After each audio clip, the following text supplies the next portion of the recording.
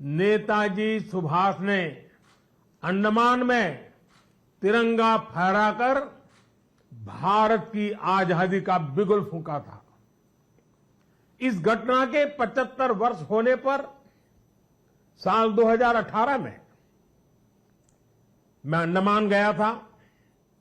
नेताजी के नाम पर एक द्वीप का नामकरण भी किया था और अब इस समय देश आजादी के 75 वर्ष का पर्व मना रहा है, अमृत महोत्सव मना रहा है।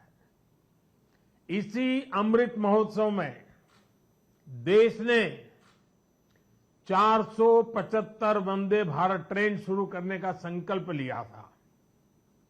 आज इसी में से एक हावड़ा न्यू जलपाईगुड़ी वंदे भारत ट्रेन यहां कोलकाता से शुरू हुई है।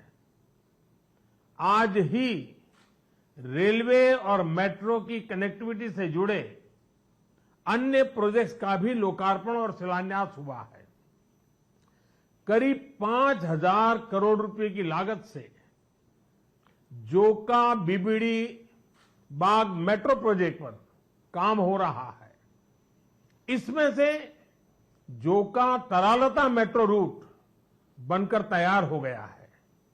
इससे शहर के लोगों की ईज ऑफ लिविंग और बढ़ेगी।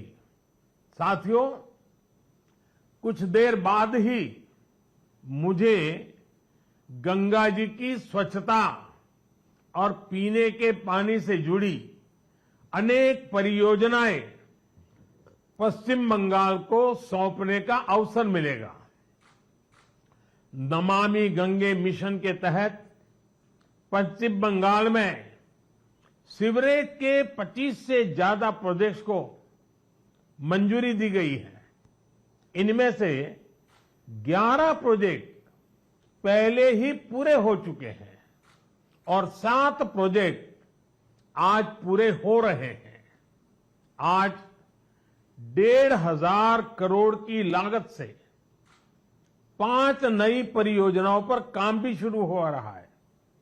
इसमें जो प्रमुख है वो है आदि गंगा नदी का पुनरुद्धार। मुझे बताया गया है कि अभी आदि गंगा नदी की स्थिति दुर्भाग्य से बहुत खराब है। इसमें जो कूड़ा कचरा गिरता है, सीवर का गंदा पानी गिरता है, उसकी सफाई के लिए 600 करोड़ रुपए से अधिक का आधुनिक इंफ्रास्ट्रक्चर तैयार किया जा रहा है। हम लोग अक्सर व्यक्ति के जीवन में प्रिवेंटिव हेल्थ केयर की बात तो करते रहते हैं और हम कहते हैं कि दिनचर्या वो होनी चाहिए कि बीमारी की नौबत ही ना आए। ठीक इसी तरह नदी की गंदगी को साफ करने के साथ ही केंद्र सरकार प्रिवेंशन पर भी बहुत जोर दे रही है और इस प्रिवेंशन का सबसे बड़ा और आधुनिक तरीका है ज्यादा से ज्यादा आधुनिक सीवेज ट्रीटमेंट प्लांट। आने वाले 10-15 साल बाद की जरूरतों को ध्यान में रखते हुए देश में आज ही आधुनिक सीवेज ट्रीटमेंट प्लांट लगवाए जा रहे हैं। आजादी के अमृत काल में हमें फॉरवर्ड लुकिंग सोच और अप्रोच के साथ देश को आगे ले जाना है। साथियों, इस 21वीं सदी में भारत के तेज विकास के लिए भारतीय रेलवे का भी तेज विकास, भारतीय रेलवे में तेज सुधार, ये सारी बातें बहुत जरूरी हैं। इसलिए आज केंद्र सरकार भारतीय रेलवे को आधुनिक बनाने के लिए, रेलवे इंफ्रास्ट्रक्चर को आधुनिक बनाने के लिए रिकॉर्ड इन्वेस्टमेंट कर रही है। आज भारत में भारतीय रेलवे के कायाकल्प का राष्ट्रव्यापी अभियान चल रहा है। आज वंदे भारत, तेजस, हमसफर जैसी आधुनिक ट्रेनें देश में बन रही हैं। आज विस्टाडोम कोचेज रेल यात्रियों को नए अनुभव करा रहे हैं। आज सुरक्षित आधुनिक कोचेज की संख्या में रिकॉर्ड वृद्धि हो रही है। आज रेलवे स्टेशन को भी एयरपोर्ट की तरह विकसित किया जा रहा है। न्यू जलपाईगुड़ी स्टेशन भी इसी लिस्ट में शामिल है। आज रेलवे लाइनों का दोहरीकरण, रेलवे लाइनों का बिजलीकरण जिस रफ्तार से हो रहा है वो पहले कभी नहीं हुआ। देश में जो ईस्टर्न और वेस्टर्न डेडिकेटेड फ्रेट कॉरिडोर बन रहे हैं वो लॉजिस्टिक्स सेक्टर में क्रांतिकारी बदलाव लाने वाले हैं। सुरक्षा हो, स्वच्छता हो, सामर्थ्य हो, सामंजस्य हो, समय की पाबंदी हो, सहूलियत हो, भारतीय रेलवे आज एक नई पहचान बनाने की हम सबकी कोशिश रंग ला रही है। बीते 8 वर्षों में भारतीय रेलवे ने आधुनिकता की नींव पर काम किया है। अब आने वाले 8 वर्ष में हम भारतीय रेलवे को आधुनिकता की नई यात्रा पर निकलते हुए देखेंगे। भारत जैसे युवा देश के लिए भारतीय रेल भी युवा अवतार लेने जा रहा है और इसमें निश्चित तौर पर 475 से ज्यादा वंदे भारत ट्रेनों की बड़ी भूमिका होगी। साथियों, आजादी के बाद के 7 दशकों में 20,000 रूट किलोमीटर रेल लाइन का बिजलीकरण हुआ। वहीं 2014 में हमारी सरकार बनने के बाद बीते 7-8 वर्षों में ही 32,000 रूट किलोमीटर से ज्यादा रेल लाइन का बिजलीकरण हो चुका है। ये है देश के काम करने की रफ्तार, रेलवे के आधुनिकीकरण की रफ्तार। और इस रफ्तार को तेज करने के लिए अब भारत में दुनिया के सबसे शक्तिशाली बिजली के रेल इंजनों का भी तेजी से निर्माण हो रहा है। साथियों, आज के भारत की स्पीड और स्केल का एक और प्रमाण हमारा मेट्रो रेल सिस्टम है। कोलकाता के लोग जानते हैं कि दशकों से मेट्रो रेल पब्लिक ट्रांसपोर्ट का कितना बेहतरीन माध्यम रही है। 2014 से पहले तक देश में कुल मेट्रो नेटवर्क 250 किलोमीटर से भी कम था और इसमें भी सबसे बड़ी हिस्सेदारी दिल्ली एनसीआर की ही थी। केंद्र सरकार ने इस स्थिति को भी बदलता हुआ है, उसको बदलने का पूरा प्रयास किया है और बहुत तेजी से बदला है।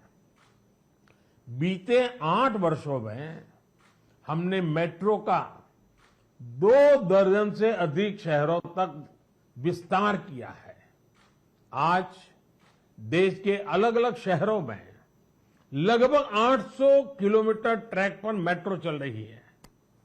1000 किलोमीटर के नए मेट्रो रूट पर तेजी से काम चल रहा है। जोका बीबीडी बाग मेट्रो परियोजना इसी संकल्प का हिस्सा है। साथियों, पिछली सदी के भारत की 2 और बड़ी चुनौतियां रही हैं जिन्होंने देश के विकास पर बहुत नकारात्मक असर डाला है। एक चुनौती रही इंफ्रास्ट्रक्चर के कार्यों में विभिन्न एजेंसियों में तालमेल की कमी और दूसरी चुनौती रही ट्रांसपोर्ट के विभिन्न साधनों में भी आपसी तालमेल का जीरो होना। इसका नतीजा ये हुआ कि सरकार के एक विभाग को पता ही नहीं होता था कि दूसरा विभाग कहां नया काम शुरू करने वाला है। इसका खामियाजा देश के ईमानदार टैक्स पेयर को उठाना पड़ता था। देश का ईमानदार टैक्स पेयर हमेशा से सरकारी पैसे की बर्बादी से, परियोजनाओं में देरी से, भ्रष्टाचार से नफरत करता है। जब वो देखता है कि उसकी गाढ़ी कमाई से दिए हुए टैक्स से गरीब का नहीं बल्कि किसी भ्रष्टाचारी का भला हो रहा है, तो उसका खिन्न होना स्वाभाविक है। पैसे की इसी बर्बादी को रोकने के लिए विभागों में, सरकारों में तालमेल को बढ़ाने के लिए पीएम गति शक्ति नेशनल मास्टर प्लान लागू किया गया है। अब चाहे विभिन्न राज्य सरकारें हो, अलग अलग सरकारी विभाग हो, कंस्ट्रक्शन से जुड़ी एजेंसियां हो या इंडस्ट्री के लोग हो, सब एक ही प्लेटफॉर्म पर आ रहे हैं। पीएम गति शक्ति देश में ट्रांसपोर्ट के अलग अलग माध्यमों को जोड़ने, मल्टी मॉडल कनेक्टिविटी के काम को भी गति दे रहा है। आज देश में रिकॉर्ड तेजी से हाईवे बन रहे हैं, एयरपोर्ट बन रहे हैं, वाटरवे बन रहे हैं, नए पोर्ट बन रहे हैं। और इसमें भी सबसे बड़ी बात ये कि इन्हें अब इस तरह तैयार किया,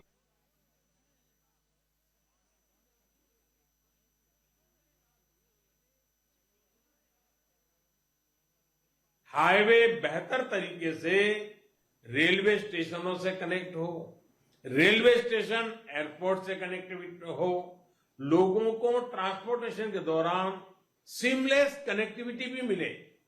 साथियों, 21वीं सदी में तेजी से आगे बढ़ने के लिए हमें देश के सामर्थ्य का सही इस्तेमाल करना होगा। मैं देश के लोगों को वाटरवेज का उदाहरण भी देना चाहता हूं। एक समय था जब भारत में व्यापार, कारोबार और टूरिज्म के लिए वाटरवेज का बड़े पैमाने पर इस्तेमाल होता था।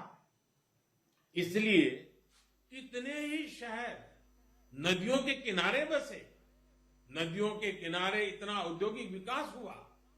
लेकिन इस सामर्थ्य को पहले सैकड़ों वर्षों की गुलामी और फिर आजादी के बाद की सरकारी उदासीनता ने तबाह कर दिया। अब भारत अपनी इस जल शक्ति को बढ़ाने पर काम कर रहा है।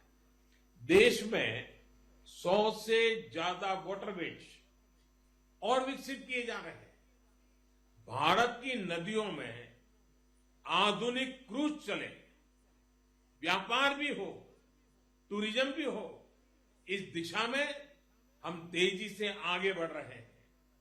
केंद्र सरकार ने बांग्लादेश सरकार के सहयोग से गंगा और ब्रह्मपुत्र नदियों के बीच वाटरवे लिंक स्थापित करने पर भी काम किया है। मैं आज देश के लोगों को इससे जुड़ी भी एक जानकारी देना चाहता हूं। 13 जनवरी 2023 को काशी से, वाराणसी से एक क्रूज जा रहा है जो 3200 किलोमीटर लंबे वाटरवे से होते हुए, बांग्लादेश से होते हुए डिब्रूगढ़ तक पहुंचेगा। ये पूरे विश्व में अपनी तरह का अभूतपूर्व क्रूज होगा। ये भारत में बढ़ते क्रूज टूरिज्म का भी प्रतिबिंब बनेगा। मैं पश्चिम बंगाल के लोगों से भी आग्रह करूंगा कि इसका जरूर लाभ उठाएं। वैसे आज मैं एक और बात के लिए विशेष तौर पर बंगाल के लोगों को नमन करना चाहता हूं। बंगाल के लोगों में देश की मिट्टी के प्रति जो प्रेम रहा है, उसका तो मैं हमेशा कायल रहा हूं। देश के विभिन्न हिस्सों को जानने के लिए, देश के विभिन्न हिस्सों में भ्रमण के लिए बंगाल के लोगों में जो उत्साह होता है वो अद्भुत होता है। बहुत से लोग पहला मौका मिलते ही किसी और देश में घूमने निकल जाते हैं, लेकिन बंगाल के लोग हमेशा अपने देश को प्राथमिकता देते हैं। बंगाल के लोग पर्यटन में भी नेशन फर्स्ट की भावना को लेकर चलते हैं। और आज जब देश में कनेक्टिविटी बढ़ रही है, रेलवे, हाईवे, वाटरवे आधुनिक हो रहे हैं, तो इससे ईज ऑफ ट्रैवल भी उतना ही बढ़ रहा है। इसका बड़ा लाभ बंगाल के लोगों को भी मिल रहा है। साथियों, गुरुदेव टैगोर द्वारा रचित प्रसिद्ध पंक्तियां हैं, ओ ओमार देशेर माटी, तोमार पौरे ठेकाई माथा, यानी हे मेरे देश की माटी, मैं तुम्हारे आगे अपना सर झुकाता हूं। आजादी के इस अमृत काल में मातृभूमि को सर्वोपरि रखते हुए हमें मिलकर काम करना है। आज पूरी दुनिया भारत को बहुत भरोसे से देख रही है। इस भरोसे को बनाए रखने के लिए हर भारतीय को पूरी शक्ति लगा देनी है। हमें हर दिन का उपयोग राष्ट्र निर्माण में करना है, हर पल का उपयोग राष्ट्र निर्माण में करना है। देश सेवा के कार्यों में हमें रुकना नहीं है। इन्हीं शब्दों के साथ मैं अनेक परियोजनाओं के लिए बंगाल को बहुत बहुत बधाई देता हूं। फिर एक बार आपका अभिवादन करता हूं और मैं अपनी बात को समाप्त करता हूं। बहुत बहुत धन्यवाद। तो प्रधानमंत्री नरेंद्र मोदी को आप सुन रहे थे। वंदे भारत एक्सप्रेस को हरी झंडी दिखाई वीडियो कॉन्फ्रेंसिंग के जरिए। और आज ही प्रधानमंत्री की मां का निधन हुआ है, लेकिन ऐसे वक्त में भी पहले बेटे का फर्ज निभाया